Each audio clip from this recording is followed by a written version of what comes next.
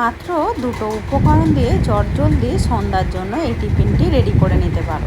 নমস্কার বন্ধুরা, কাজল ভিলেজ কিচেনে সকলকে স্বাগত জানাই। রোজকার মতো আজও রান্নাঘরে চলে এলাম। আজকের রেসিপি প্রথম থেকে লাস্ট পর্যন্ত দেখতে থাকুন, আশা করছি ভীষণ ভালো লাগবে। তো চলুন তাহলে শুরু করা যাক। তার জন্য এখানে আমি বেশ বড় সাইজের দুটো আলুকে এইভাবে কেটে টুকরো করে নিয়ে খুব ভালো করে ধুয়ে পরিষ্কার করে নিয়েছি। অপরদিকে আমি কড়ার মধ্যে জল গরম হতে বসিয়ে, জলটা বেশ কিন্তু গরম হয়ে গেছে উষ্ণ মতো। এবারে আমি দিয়ে দেব সমস্ত কেটে নেওয়া আর ধুয়ে রাখা আলুগুলোকে দিয়ে এবারে খুব ভালোভাবে আলুটাকে সিদ্ধ করে নিতে হবে। আলুটাকে খুব ভালো করে আমি সিদ্ধ করে নিলাম। আর যেহেতু আমি ছোট ছোট করে কেটেছি, আলুটা খুব ভালোভাবে কিন্তু সিদ্ধ হয়ে গেছে। আর আলুটাকে খুব ভালো করে সিদ্ধ করে নিতে হবে।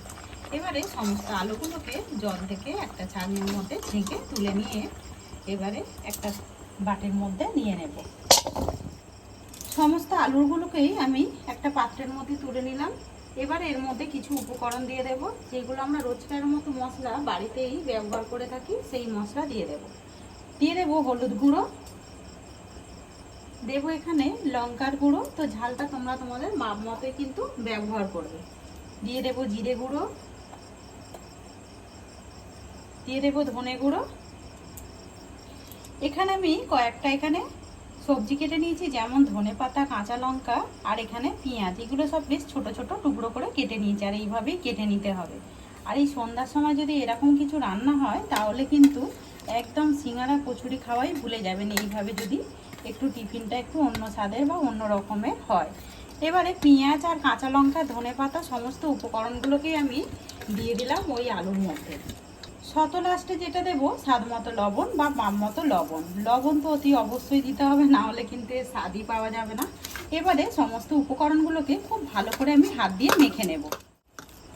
সমস্ত আলুটাকেই বেশ খুব সুন্দর করে মাখিয়ে নিলাম, আর এইভাবেই সুন্দর করে মাখিয়ে নিতে হবে। এবার আমি এখান থেকে অল্প অল্প করে নিয়ে নেব, নিয়ে ঠিক এইভাবে আমি একটু যেরকম ঠিক ভেজিটেবিল চপস হয় সেইভাবেই শেপটা দিয়ে দেবো। তোমরা কিন্তু তোমাদের পছন্দ মতো শেপ দিতেই পারো। এখানে কিন্তু একটা রেডি হয়ে গেছে। এর কাজ কিন্তু এখনো অনেক রকম বাকি রয়েছে। কোনো রকম বেসন গোলা ঝামেলা ছাড়াই আজকে আমি সুন্দর একটা এরকম মুচমুচে চপ রেডি করে তোমাদের সঙ্গে শেয়ার করব। সন্ধ্যাটা একেবারেই কিন্তু জমে উঠবে। চা কফি অথবা বাচ্চাদেরকে কিন্তু টমেটো কেচাপের সঙ্গেও বেশ ভালোভাবে দিতে পারবে। সমস্ত আমি চপগুলোকেই আগে রেডি করে নিলাম। আলু মাখাটাকে এইভাবে সুন্দর করে আগে থেকে রেডি করে নিলে তাহলে কিন্তু একেবারেই খুব সহজ হয়ে যায়। এবারে এইটাকে আমি সাইডে রেখে দেব। এখানে কয়েকটা আমি পিস কাটা রুটি নিলাম। এবারে এই রুটিগুলোকে আমি সাইড থেকে এই কালো অংশগুলোকে বাদ দিয়ে দেব, এতে করে দেখতে না হলে খারাপ লাগবে। আর এগুলো ফেলে দেব না, এগুলো কিন্তু পরে ব্রেড ক্রাম্বস রেডি করে নিতে পারবো। সমস্ত রুটির চারিদিকটা এইভাবে আমি কেটে নিলাম, আর দেখতেই পাচ্ছ এইভাবে চারিদিকটা কেটে নিতে হবে। এবারে এইটাকেও সাইডে রেখে দেবো। এখানে থালার মধ্যে বেশ কিছুটা জল নিয়েছি। এবারে এখান থেকে যে রুটিগুলো কেটে নিলাম, এই রুটিগুলোকে এইভাবে চুবিয়ে নেব। চুবিয়ে নিয়ে দু হাত দিয়ে এইভাবে চাপলেই জলটা কিন্তু খুব সহজেই এইভাবে ফেলে দিতে হবে। এখানে আমি জলটাকে ছেঁকে এইভাবে চিপে ফেলে দিলাম। এবারে যেই আলুর পুরটাকে রেডি করেছিলাম এরকম ঠিক দিয়ে দেব। দিয়ে এইভাবে কিন্তু হাত দিয়ে চাপলেই খুব সুন্দরভাবে কোটিং হয়ে যাবে। এইভাবে চেপে চেপে আমি একদম শেপ মানে একটা শেপে নিয়ে আসবো। যেরকম ঠিক আলুটাকে মেখে নিলাম সেইভাবেই শেপে দিয়ে দিতে হবে। এখানে একটা কিন্তু একেবারেই রেডি। দেখো টিফিনটা দেখতে যেরকম সুন্দর লাগে, ভাজার পরে কিন্তু আরও বেশি সুন্দর লাগবে। পিস কাটা রুটি দিয়েও কিন্তু দারুণ সুন্দর এরকম আমরা সন্ধ্যা টিফিনের জন্য রেডি করে নিতে পারি। এখানে একটা রেডি হয়ে গেছে, সমস্তগুলোকে রেডি করে ফিরে আসছি। তো এখানে আমি বেশ কয়েকটা কিন্তু গড়ে নিয়েছি, আর এইভাবে গড়ে নিয়েছি। দেখো কতটা সুন্দর দেখতে লাগছে, আগেই বলেছি। অপরদিকে সাদা তেল কিন্তু গরম হতে বসিয়ে দিয়েছি। এবার এইগুলোকে কিন্তু সুন্দর করে ভেজে নেবার পালা। ভেজে নিলেই একেবারে আমাদের টিফিন রেডি হয়ে যাবে।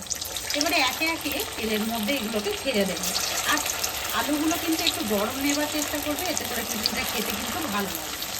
এখানে আমি সমস্তগুলোই দিয়ে দিলাম, আর এই সময় গ্যাসটাকে একটু আস্তে করে দেবো। আর যেহেতু আলুটা রেডি করা আছে খুব তাড়াতাড়ি হয়ে যাবে। ওপর থেকে এইভাবে একটু তেল দিয়ে দেবো।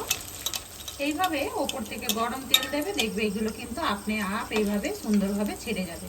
এবারে এইগুলোকে একটু উল্টে দেব, সমস্তগুলোকে এই সুন্দর করে এইভাবে উল্টে দিতে হবে। আর এগুলো ভেঙে যাবার একেবারে ভয় না, যেরকমই মুচমুচে হয় তেমন কিন্তু খেতে ভীষণই দারুণ হয়।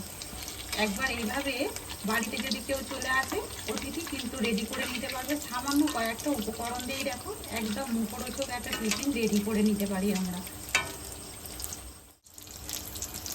এইগুলো সুন্দর করে বেশ উল্টে পাল্টে আমি একটা সুন্দর রং আসা পর্যন্ত একেবারেই ভেজে নিলাম। এবারে সমস্তগুলোকেই তেল থেকে আমি তুলে নেব।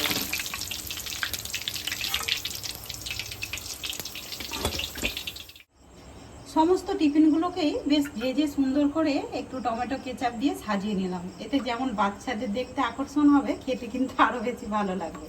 তো আজকের রেসিপি আপনাদের কীরকম লাগলো অতি অবশ্যই কমেন্ট করে জানাবেন। যদি রেসিপিটি ভালো লেগে থাকে একটা লাইক করে দিয়ে এইভাবে আমার পাশে থাকবেন, আমাকে সাপোর্ট করবেন। আমার এরকম নিত্য নতুন রান্নার জন্য পাশে থাকা বেল আইকনটি প্রেস করবেন। সবাই ভালো থাকবেন, সুস্থ থাকবেন, ধন্যবাদ। আবারও কোনো নতুন রেসিপি নিয়ে ফিরে আসবো। আজকের মতো এই পর্যন্ত, টাটা।